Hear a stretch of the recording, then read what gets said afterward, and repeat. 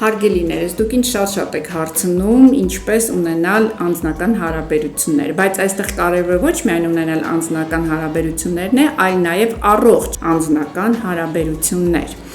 Եվ ուրեմն կա մի հատ ասենց ասացված, ես ռուսերենից եմ թարգմանելու, չգիտեմ հայերենում կա թե չէ, ասում զգեստով ընդունում են, իսկ խելքով ճանապարհում, Падежки встречают, по уму провожают։ Սա ինչ նշանակում, որ որպեսզի ձեզանով ինչ-որ մեկը հետաքրքրվի, դուք պետք է ներկայանաք ձեր լավագույն տարբերակով, հենց զուտ արտաքինով, այսինքն լինեք ակուրատնի, կոկիկ, լինեք խնամված, ձեր խարիզման ունենաք, պարտադիր չի համապատասխանեք գեղեցկության ստանդարտներին, դա այնքան էլ էական չի, կարևորը դուք ձեզ ստեղծեք ձեր լավագույն տարբերակը, եւ այսպես, երբ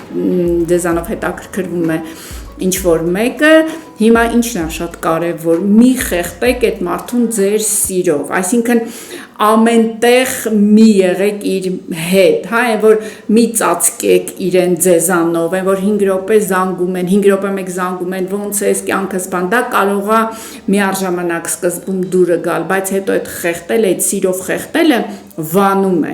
այսինքն դրա համար ինչ պետք է անել, ունենալ ձեր սեփական կյանքը, շարունակեք շփվել ձեր ընկերների հետ, շարունակեք գնալ ձեր այդ նախասիրություններն անել, ենթադրենք անգլերենով եք զբաղվում կամ ինչ-որ կուրսերի եք գնում,